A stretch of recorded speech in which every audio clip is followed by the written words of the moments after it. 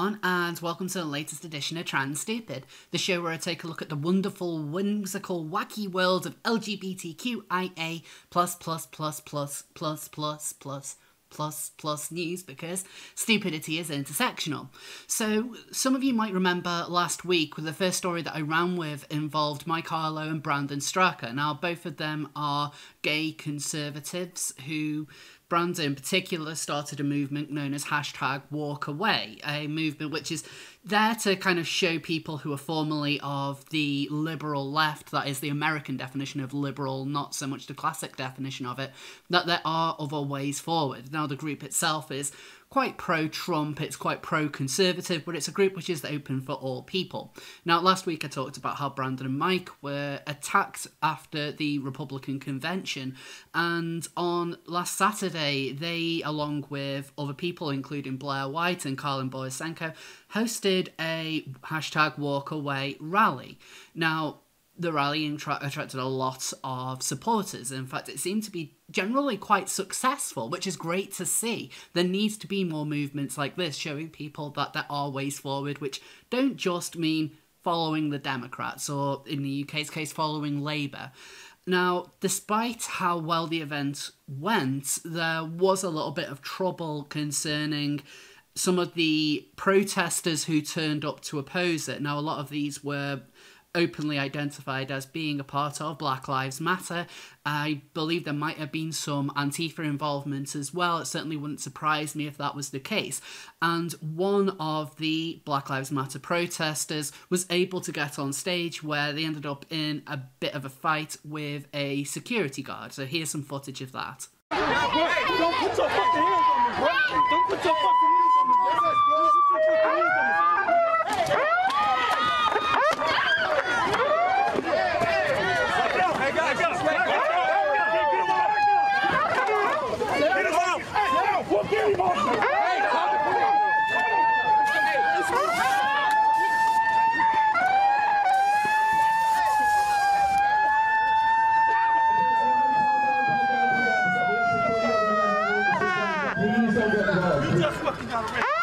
So despite that, the actual event itself went on fine.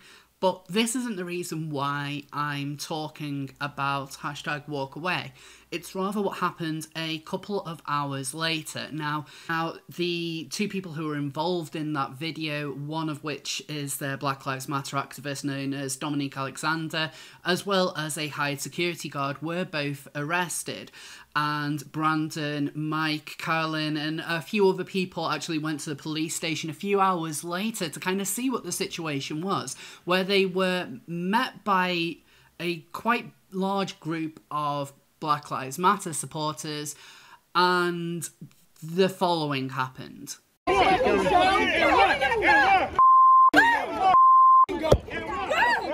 pressed. I'm pressed. You disrespectful. We really own it.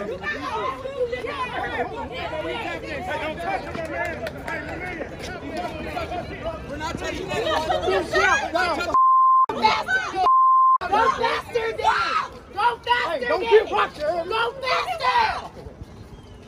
Why the We're being chased by a mob of people outside the police station, a mob of Black Lives Matter protesters.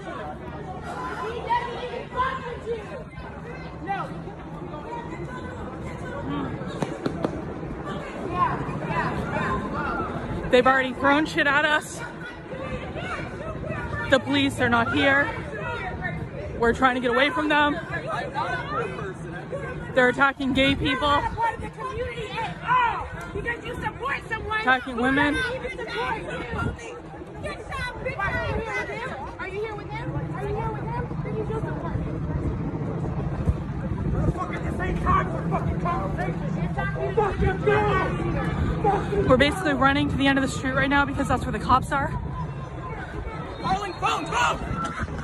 Now, it's not really surprising that this story hasn't been covered a lot in the mainstream press. I mean, we've recently seen a lot of protection being ran for Black Lives Matter, with several studies published showing that actually the vast majority of protests have not been violent at all. It's only over the number of 500 in the last couple of months, so there's no need to, let's ignore that, let's ignore the fires, let's ignore the murders, let's ignore the multiple lootings, you know, most of it's been peaceful, so don't talk about that. So of course this kind of went under the radar of a lot of places, and once again the gay press completely ignored instances of gay men being attacked in the street. Now, I should make it clear that as #WalkAway isn't just an LGBT movement. In fact, it's a movement that encompasses a lot of people who have left the left. There are other groups that the left tends to kind of keep ownership of, so to speak, including ethnic minorities as well as women who join LGBT people in this movement. It's a movement for everybody. So the actual kind of attack on them wasn't particularly homophobic, and instead, and in fact, Brandon himself openly stated it was not an anti-gay attack, unlike what happened to him after the Republican convention just a week earlier. But the walk-away movement itself kind of encompasses something that the left like to pretend doesn't exist. And as I mentioned, there are people who are part of ethnic minorities, there are women who are quite prominent in this movement as well. These are groups that the left will always tell you are pretty much, they are the ones who will always vote left-wing. They are the ones that, you know, they are bootlickers, they are traitors to their class, their gender, their sex, their sexuality, their race, if they dare vote Conservative. And so it's quite impressive when you see walk-away kind of putting a lot of emphasis on these different groups, almost as kind of a middle finger to the left. So whilst I don't think the actual attack on Brandon and co was motivated so much by homophobia, the aggression which these people have faced as a result of being a part of something like Walk Away does kind of suggest to me that one of the left's biggest problems are the kind of people who are involved in this. And we've seen how aggressive they get to people they kind of consider as class traitors. Again, the actual event itself was perfectly safe. Apart from that one incident, it seemed to go off almost without a hitch. I know people who were there who seem to have enjoyed it. The speakers who were there were very happy with it, and they are going to be speaking again soon in Washington, D.C. And now, considering everything that D.C. has been through over the last couple of weeks, I'm hoping that that will go off without a hitch. It certainly won't be the fault of anyone involved in Walk Away if anything does happen. These people have never shown aggression, but we know what the kind of the Antifa, BLM-aligned protesters have been like over the last couple of months. And that in itself is quite scary when you consider that they probably will turn up in force, especially when you look at some of the people who are speaking, that they're probably going to want to get aggro there.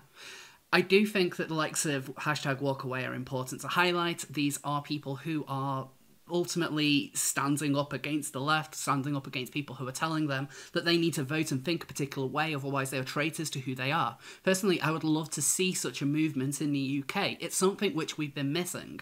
It's something which can really kind of bring us together, and it isn't just saying, oh, well, we're LGBT, we're LGBT conservatives, because there is an LGBT conservatives group, and they are terrible. Like, they don't push any kind of conservative ideology. They don't push anything about what their actual beliefs are. They just seem to be kind of a fairly weak, milquetoast, tokenistic group that the conservatives can just point to and just say, look how progressive we are, because conservatives in the UK seem to be much more bothered with how the left perceives them than actually standing up for what they believe in. I just wanted to talk about Walk Away, as I think it is a good movement. Anyone of my followers in America, I would definitely encourage you to try and attend these events if you can. Certainly give them a follow on the internet, if like any of the social media websites that you're a part of. But again, people are being targeted, and that should not turn you off from ultimately speaking your mind. It just shows how childish people are and how ultimately demented they are if they think that violence is the answer. Now, in comparison to that story, the rest of the news that I'm covering this week, I decided is going to be a little bit more on the kind of the weird side, because I don't really want to be talking about things too dry, although I do know there have been a few things going on that maybe people would want me to talk about, but there's just some things which kind of are kind of a weird that they're news stories, and the first one is this, reported by The Mirror. Weatherspoons issue apology after transgender teenager was refused service in a pub. Now, the headline there would make you think that maybe she's been the victim of discrimination, maybe that she was kicked out simply for being trans. Well, actually, that's not really the case, so let's read on. Pub giant Weatherspoons has apologised after a trans teenager was refused service at one of its venues in Glasgow. Savannah Galloway, 19, said she was left in tears after the incident at the Counting House in the city centre on Tuesday. 2 staff members refused to serve her alcohol, saying her passport picture did not resemble her after asking her to prove her age. She'd already gained entry to the pub, but after ordering drinks on an app, the barman delivering the drinks asked to see her ID and told her, "That's not you," on the picture, before sending for a manager who then reiterated the barman's comments that the passport wasn't acceptable. So just to kind of clarify why this passport wasn't acceptable, it showed Savannah as a guy, as a male, like presenting male in the picture. Now, here is a picture of Savannah, which I've been able to find online, and I think that when you have someone who's looking like that and they hand you an ID of someone who looks like a guy, like, you can see why they wouldn't accept it, because the pictures they're not going to look alike. Speaking about the incident, Miss Galloway said, "I felt horrible. I didn't want to cry. I waited till the staff left before I left in tears. I was lucky enough to be with friends and that we were in a private area, but if I was rejected in front of loads of people, I think that would have been even worse. A few times I've gone in the pub and they've said, 'That's not you,' but my voice isn't very feminine, so when I speak, it clears up the fact I am trans, and I tell them I'm that too." Well, look, they are reading you as a woman. That is something which is to be celebrated. The fact that you're walking around with an ID that ultimately outs you as male, that's, you know, you don't want them to instantly look at that ID and simply think, "Oh, it's a guy." Like, I remember years ago when I was very early in my transition and I was actually refused entry into a club whilst I was in uni. And the reason for that was because my appearance did not match my ID. And for some reason, the security guard really didn't think that I was trans. I know, which is dumb. Like, even at that time, it was dumb. But actually, it was kind of a cool thing because I was like, well, you know, I haven't even put in that much effort and I was passing. And so I kind of felt good about that. I don't know why you would want to hand in an ID somewhere and have someone... Which, by the way, when you're handing in an ID with you as a guy, you're instantly outing yourself as being trans. Even if you haven't done that much voice work. I mean, of course, voice work is the big giveaway. But you're handing someone a document saying, "I'm a tranner." And, like, if they don't believe that you're a tranner, then, you know, that's good.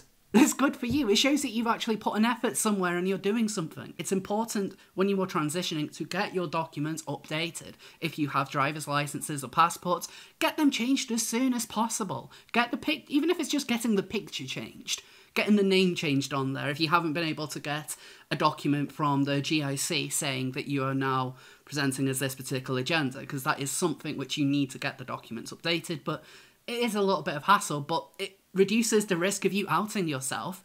Really, this is something that should be celebrated, and years ago, this absolutely would be, but it says a lot for the victim culture that is really grown within the trans community, where something as innocent as this effectively becomes a hate incident, that Weatherspoons are discriminating against a trans woman because they said that she was a woman and not a man. That's effectively what's happened here. Think about how backwards that is when you're putting in so much effort to be able to pass and to be seen as something. And it works. And it works well. And you're still the victim. That's what's happened here. And quite frankly, I don't get how people can look at this and be, I can't believe how awful it is. Like, good on her for having a successful enough transition so far that she doesn't look like a man. And I mean that. That is good. Just don't be the victim, okay? Now, the last story that I want to talk about this week involves universities, and actually involves my old uni, which is interesting enough. It's kind of why I wanted to talk about this.